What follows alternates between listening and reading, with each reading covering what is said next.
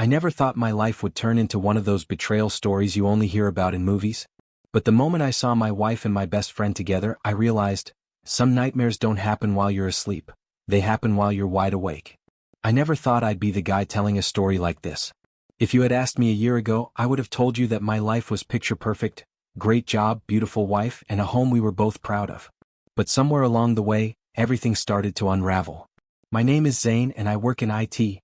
One of those classic tech guys who's always glued to a screen, juggling deadlines, troubleshooting issues, and drowning in meetings. My days were packed with code, system crashes, and never-ending projects. If I'm being completely honest, I barely had time to breathe, let alone pay attention to the woman I married. I say my wife understood at first. Or at least I think she did. She assumed it was just a phase, something that would pass. But it didn't. She worked as a freelance graphic designer, which meant she had control over her schedule. Still, she was always in the background, taking care of our home, handling the little things I barely noticed. Sometimes she'd mention wanting to focus more on her portfolio, to move beyond the mundane design gigs that filled her time. But I brushed it off. You'll get there, babe, I'd say, barely looking up from my screen, my mind tangled in lines of code while she slowly faded into the background. And then it hit me. I didn't even realize how much she had changed. Her voice grew softer, her presence more distant. The fire she once had for her work, for life, for us, it was flickering out. She tried to tell me in subtle ways at first, then more directly. She said she felt unseen, unappreciated, like she was disappearing right in front of me. But I wasn't listening. I was too absorbed in my own world to really hear her. And that's when Julian came into the picture. Julian was my childhood best friend. We'd been through everything together, our first bikes, first jobs, first heartbreaks. He had always been the emotionally steady one, the guy who could navigate life with a sense of ease that I could never quite manage. He ran his own successful business, but unlike me, he wasn't drowning in his work. He knew how to find balance, how to live in the moment. I never thought much of him and ISA spending time together at first. It seemed harmless. She'd mentioned that they had coffee while I was glued to my laptop, or that they talked occasionally when I was too busy to hold a conversation. I figured it was just friendly. After all, Julian was my best friend. What was there to worry about? But looking back, I can see the cracks forming. I just didn't realize how deep they went. At first, I didn't mind, not really. Julian was family in a way, and ISA had always been warm and friendly with everyone. It wasn't unusual for them to get along. But then something changed. She started laughing more when he was around, laughs that were lighter, more effortless, the kind I hadn't heard in months, maybe even longer. There was a new energy in her, something that had been missing for a while. I told myself it was good to see her happy. That was all. One evening, I stayed late at the office, stuck working on a project that felt like it would never end. SA and Julian had planned to grab coffee earlier that day, something I thought was perfectly innocent at the time. I didn't give it a second thought. I should have. When I finally got home that night, the apartment felt different, too quiet. I heard their voices drifting from the living room. SA was telling Julian about some frustration she was having at work. Their tones were soft, easy, almost comforting. On the surface, nothing seemed out of place, but something in the air felt off. I tried to shake the feeling, chalking it up to exhaustion. But I couldn't ignore the weight in my chest. Over the next few weeks, Julian started coming over more often, sometimes unannounced, walking in like he belonged there. There was a growing familiarity between them, one I couldn't quite define but could feel. My gut twisted every time I saw them together. I told myself I was being ridiculous, that I was reading into things too much. But every instinct I had screamed otherwise. SA was drawn to him. It was more than just a friendship. I could see it in the way she looked at him when he spoke, the way her eyes lingered just a little too long, the way she smiled. He wasn't just someone she confided in. He was her emotional anchor, the presence she turned to when she needed support. And me? I was so wrapped up in work, in my own world, that I didn't realize how much of a stranger she had become. SA stopped asking me about my day as often. And when she did, I gave her half-hearted answers, barely paying attention when she shared her struggles with her freelance work. I knew she was losing herself. I could see it happening. But I did nothing. I told myself I'd fix it, that I'd make it up to her when things at work settled down, that I just needed a little more time. I never got that time. The first real moment when I felt the shift, when it hit me in a way I couldn't ignore, I was home for dinner. Julian had come over again earlier than usual. And that night everything changed. I don't even remember what we were talking about that night. It was one of those typical evenings. ISA venting about her frustrations, Julian playing the ever-supportive friend. But something was different. I felt it. Essay had been dealing with an impossible client that day, and I could see the exhaustion in her eyes, the way her shoulders slumped under the weight of it all. Julian noticed it too. Without saying a word, he stood up, walked over to her, and took her hands in his. He looked at her, not just in a friendly, reassuring way but with something deeper, something that made my stomach twist. His voice was soft, intimate as he told her everything would be okay. I should have said something then. I should have stopped it. But I didn't. I just sat there, frozen, watching the moment unfold like an outsider in my own life. Essay looked up at him, her expression softer than I had seen in a long time. And then, it happened. Julian leaned in. Essay didn't pull away. It was brief, just a fleeting touch of their lips, but it was enough. Enough to make my heart crack open. Enough to tell me without a doubt that something between them had shifted. Essay pulled back first. Her face was flushed, her eyes wide. "Zane," she whispered, her voice barely audible, trembling. But I couldn't respond. I didn't yell. I didn't accuse her. I didn't do anything. I just sat there, staring at the two people I trusted most, the man who had been my closest friend since childhood, and the woman I thought I knew better than anyone. I felt like a ghost in my own home, invisible, lost, drowning in a sea of confusion, anger, and pain. The rest of the night was a blur. Julian left soon after, muttering some excuse. I don't even remember if I acknowledged him. Essay and I barely spoke. We didn't even look at each other. That night, we went to bed in silence. But I didn't sleep. I lay there, staring at the ceiling, replaying that moment over and over in my mind. The way Julian had touched her hands. The way she had looked at him. The way neither of them had hesitated. And I knew then, something had broken. Maybe it had been breaking for a long time. At first, the change was subtle, barely noticeable. Just a small shift in the rhythm of our lives. But the longer I let myself sit with it, the more I realized, things had already been slipping away. I had just been too blind to see it. The more I ignored it, the harder it became to deny. Essay, my wife, the woman I thought I knew so well, was slipping away from me. It wasn't some dramatic, fiery confrontation like in the movies. There were no screaming matches, no ultimatums. It was much quieter than that. And somehow that silence hurt even more. It was in the little things.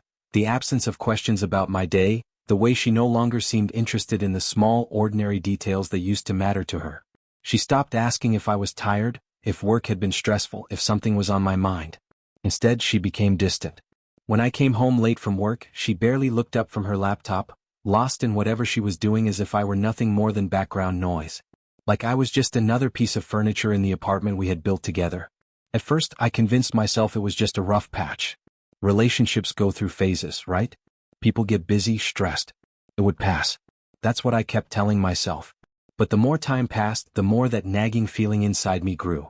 Something was off. I started noticing the way as I looked at Julian, how her eyes lingered a little too long when he spoke, how her expression softened in a way I hadn't seen in a long time. At first, I told myself I was overthinking it. Julian was my oldest friend, practically family. We had shared everything growing up. He would never cross that line. But then came the moments I couldn't explain away.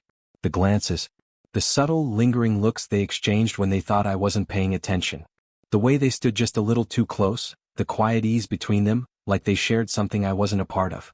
I felt it in my gut. Something wasn't right. Essay had grown more distracted, more distant. And what scared me the most wasn't just that she was slipping away, it was that she didn't seem to care. She wasn't even trying to fix what was breaking between us. At some point I realized, maybe she already knew it was too late. I tried. I really did. I asked her if something was wrong, if there was anything bothering her, if we were okay. But she just waved me off, saying she was fine. She wasn't. And neither was I. One afternoon, I found myself sitting on the couch, mindlessly scrolling through old photos on my phone. It wasn't unusual.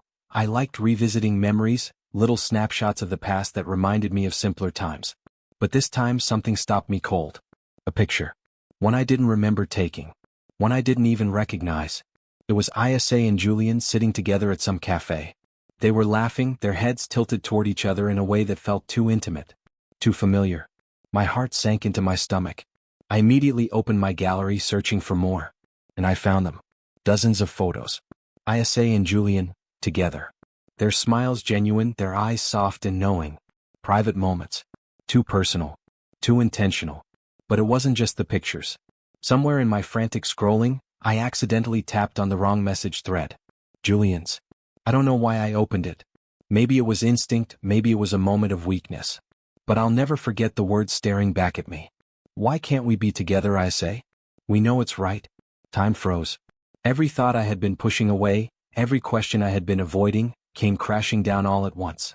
I didn't even need to see the rest of the conversation. The truth was already clear. She had crossed a line. They had crossed a line. I set my phone down, my hands trembling, my mind spiraling. I knew what had happened, I could feel it in my bones. But I couldn't bring myself to admit it. Not yet. Part of me wanted to get up and confront her right then and there. To demand answers. To make her say it out loud. But I wasn't ready.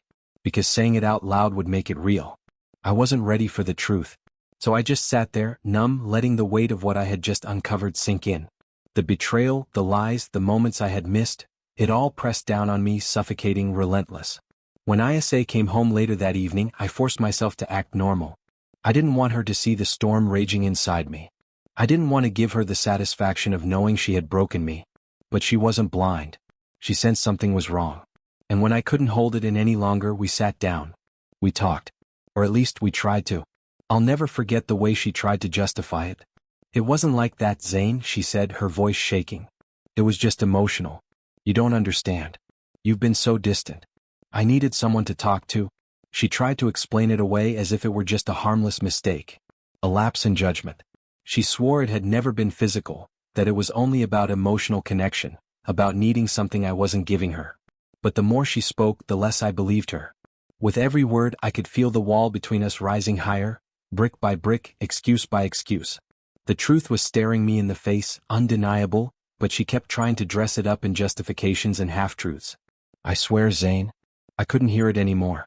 I didn't want to hear it. I had to get away. I stood up and walked out, slamming the door behind me. I couldn't look at her.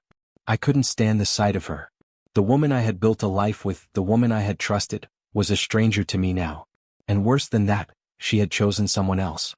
That night I didn't sleep. I couldn't sleep. My mind raced, replaying every moment, every sign I had ignored.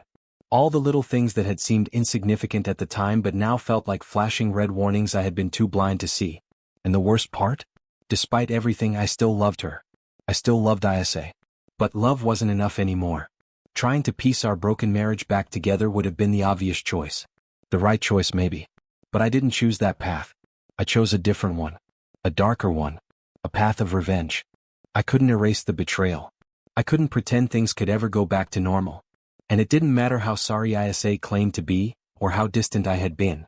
I was done with excuses. I had made my decision. I started spending more time with Lena, Isa's sister-in-law, Elliot's wife. Lena was different. Strong. She had her own struggles, her own emotional battles, things she was dealing with in silence. We weren't looking for anything. At first, it was just two people leaning on each other, talking about our lives, our pain. It wasn't about attraction or revenge or anything like that. It was just companionship, something that no longer existed between Isa and me. But as time passed, something shifted. Lena's warmth, her presence, started to feel like exactly what I had been missing. What I had been searching for all along. She became my emotional support, the person I could turn to when the weight of everything felt unbearable. And before I even realized it, she was filling the void Isa had left behind. At some point, it wasn't just about revenge anymore. It was something deeper. Something more complicated. I found myself looking forward to seeing Lena, to the way she listened without judgment, the way she understood without me having to explain. I was still angry, still hurting, but I had moved on in my own way. I no longer cared about salvaging what was left of my marriage. Because what I had with Lena was real. Maybe even more real than what I had ever had with Isa. But of course Isa found out. It was inevitable. Nothing stays hidden forever. She heard about Lena and me from Elliot. Maybe Lena had mentioned something in passing, or maybe Elliot noticed the way we were spending more time together. Either way, the truth made its way back to her. And when it did, there was nothing left to say. Was I doing it to hurt her? Maybe. But the truth was, I didn't care anymore. She had crossed a line I could never ignore. And now, I was no better than her. I was playing my own game, taking my own revenge. The difference was I wasn't ashamed of it. I didn't want to apologize. Not now. Not after everything she had done. I never wanted this, Isa whispered, her voice breaking. I never wanted to lose you, Zane. I made a mistake. A huge mistake. Her words should have stung. But they didn't. I felt nothing. Please, she begged. "Please, Zane, I'm sorry." But I had nothing left to give. I turned away, not out of anger but because I was done. Essay's heart was still beating for me. But mine?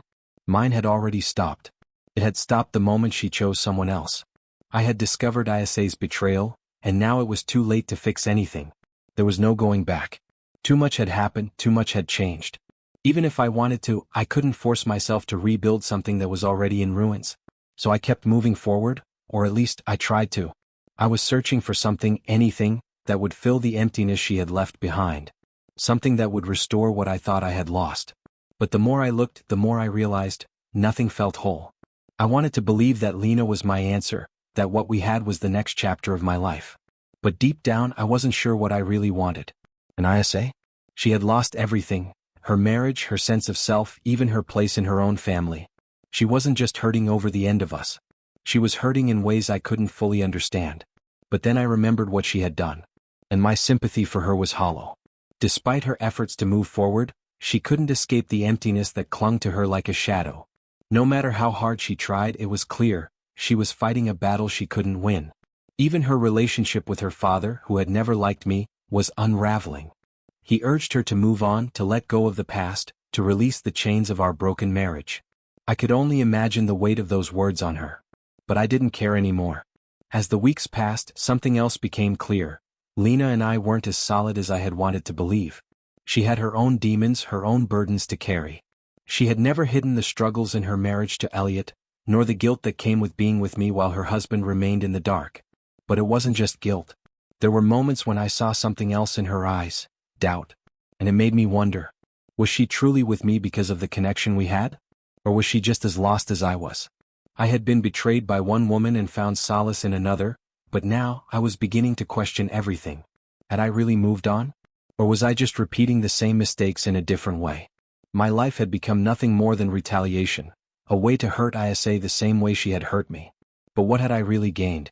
One night, after yet another heavy silence between us, Lena finally asked the question that had been hanging in the air for weeks. She looked at me with quiet intensity and said, "Zane, do you still have feelings for Isa?" The words hit harder than I expected. I wanted to reassure her, to tell her that what we had was real. That I was here because I wanted her, not because I was running from something else. But I couldn't say it. Because I didn't know. I had been so consumed with my own anger, my own need to win, that I had never stopped to ask myself if I was truly moving forward, or just trying to cover my wounds with something new. Lena saw the answer in my hesitation. She didn't press me. She just looked at me for a long moment, then quietly asked to be left alone for the night. I didn't argue. The next day I found myself questioning everything. Was I with Lena because I truly cared about her? Or was she just the easiest way to get back at Isa? Was she simply the answer to my revenge? The more I thought about it, the more confused I became. Lena had given me something real, something different, but had I ever been ready to embrace it? Had I ever really let go of what Isa had done to me? And then Isa showed up. She stood there in front of me, raw and desperate, the pain visible in her eyes. "Zane, please. Let's fix this. Let me try." I wanted to scream at her. I wanted to pour out everything I had bottled up, all the betrayal, all the nights I had spent wondering why, all the ways she had shattered the life we had built. But I didn't. Instead, I just stood there, cold, empty, numb. She had destroyed us. And now she wanted to piece it all back together? It wasn't that simple. It would never be that simple. "No, I said, my voice devoid of emotion. "You chose to break us. You made your bed. Now lie in it." Her face crumpled, and for a moment, I saw something in her eyes that almost made me hesitate. But it was too late. I had spent so much time trying to hurt her, trying to prove that I didn't need her, that I never stopped to ask myself if revenge had actually healed me. Had it closed the wound? Or had it only made it deeper? I was left with nothing. My anger had burned itself out, and all that remained was a cold, empty space in my chest that no amount of retaliation could ever fill. The pain had become a cycle. Every attempt at healing, every confrontation, every choice I had made had only kept the wound open. I had no answers. Just scars. And the remnants of a life I no longer recognized. For a while I chose isolation. I couldn't bear to face anyone, not the people who whispered about me behind my back, not the ones who had their own judgments about what I had done. But eventually, I realized that hiding wouldn't bring me peace either. I came to realize that I couldn't keep running, not from Isa, not from my past, and most of all, not from myself. I had to face what I had become. Therapy became a lifeline I never expected. At first, I didn't think it would work. How could a stranger possibly understand the mess I had created, the damage I had done, not just to my marriage but to myself? But through the long sessions, the painful honesty, the endless hours of talking, I finally started to see things clearly. I had spent so much time blaming ISA for everything, drowning myself in anger and bitterness, using Lena as a way to prove something, both to ISA and to myself. But the truth was, I wasn't innocent in all of this. I couldn't run from the truth forever. I was the one who had destroyed everything. And when I finally accepted that, when I forgave myself for my mistakes, something shifted. I knew then that I had to move forward. I couldn't hold on to the past, no matter how badly I had wanted to fix it. The version of me that once existed, the Zane who had believed in love, in forever, that man was gone. And honestly, I didn't think I wanted him back. The love I thought ISA and I had was tainted beyond repair. No amount of regret, guilt, or apologies would ever bring us back together. So I let go. I packed up what was left of my old life and started over, this time for myself. Not for revenge, not to prove a point, but because I needed to. SA moved on in her own way. I heard whispers about her life after me, about how she was trying to rebuild just like I was. And, of course, I heard about Lena. About how our relationship had fallen apart, just like everything else I had tried to hold on to. In the end, Lena had realized what I had been too stubborn to admit. I wasn't ready to move on. I had been stuck, clinging to the bitterness of the past, refusing to heal, refusing to truly let go. I wasn't the only one trying to make peace with our failed marriage. SA had been carrying the same weight of regret and guilt that I had carried for months. But time has a way of catching up with you. I saw her again, unexpectedly, at a mutual friend's gathering. She looked different, stronger, lighter somehow. And me? I don't know what she saw when she looked at me. I had spent so long hating her, resenting her, letting the past define every part of me. But when our eyes met across the room, there was no immediate recognition of pain. No harsh words. No accusations. Just distance. We exchanged polite pleasantries, but it felt like we were strangers. And maybe that's what we were always meant to be in the end. Zane's coldness was met by my newfound strength. For so long I had been searching for closure. But now I realized, closure wasn't something you found. It was something you chose. There was nothing left for me to get from Zane. I had already closed that chapter. I had to move forward, without him, without the past. After that night, I never saw Zane again. Our paths had finally diverged. He had been a part of my life, yes, but he no longer defined me. He was no longer the center of my world. My new beginning wasn't easy. It was messy, uncertain, and filled with moments of doubt. But for the first time, I wasn't afraid. The strength I had been searching for all these years? It had always been inside me. I started traveling more, visiting places I had only dreamed about before. I met new people, people who saw me for who I truly was, not for the mistakes I had made or the love I had lost. It wasn't always easy. There were still nights when old memories crept in, when I found myself wondering about what could have been. But I could feel myself healing. The weight of regret, of guilt, it no longer clung to me like a shadow. I had let go of the ghost that haunted me. And for the first time in a long time, I felt free. One morning as I walked alone through the park, I looked up at the clear blue sky and realized something. This was my life now. I had stepped out of the darkness and into the light. I was stronger, more resilient, and finally, ready to embrace whatever came next. The cycle was over. I had left the past behind. That's where the story ends, at least the one that was written in pain, regret, and the wreckage of what once was. But life doesn't stop when a chapter closes. Moving on wasn't a single moment, a clean break where everything suddenly made sense. It was a slow, sometimes painful process. Some days felt lighter, like I had finally shed the weight of the past. Other days, the memories still whispered in the back of my mind, reminding me of everything I had lost, and everything I had learned. I never reached out to Zane again. I never felt the need to. He had his journey and I had mine. I stopped wondering how he was doing, whether he had finally let go, or if he was still trapped in the past. Maybe he had found peace. Maybe he hadn't. But that wasn't my burden to carry anymore. I had found my peace. And as I stepped forward into a life that was mine, a life no longer defined by betrayal, heartbreak, or revenge, I realized that sometimes the most powerful thing you can do is simply let go. No more looking back. No more waiting for closure. Just moving forward one step at a time. Time has a way of softening even the sharpest wounds. Days turned into weeks, weeks into months, and before Isa even realized it, a year had passed. A year without Zane. A year without looking back. She had built something new for herself. Not perfect, not always easy, but hers. She traveled, explored, met new people. She learned to love the quiet moments, the ones that weren't filled with pain or regret, but just being. She laughed without hesitation, breathed without the weight of the past pressing down on her chest. Zane became a ghost in her life, one that no longer haunted her. And then one afternoon, on a random street in a city she had never been to before, she saw him. It wasn't planned, it wasn't dramatic. There was no slow-motion realization, no grand moment of confrontation. Just a quiet, passing moment. Zane stood on the other side of the street, his hands in his pockets, looking off into the distance. He hadn't changed much, but at the same time he was different. Lighter maybe. Or just older, a little more worn. For a brief second their eyes met. Isa felt nothing. Not pain, not anger, not longing. Just a quiet acknowledgement that they had once been something. That they had once meant everything to each other. And now they were simply two people who had shared a story. A story that had ended. She gave him a small nod, a polite recognition of the past. Zane hesitated for just a moment before doing the same. No smile, no words. Just an understanding. Then the light changed and the world moved forward. And so did they. For good. The true end.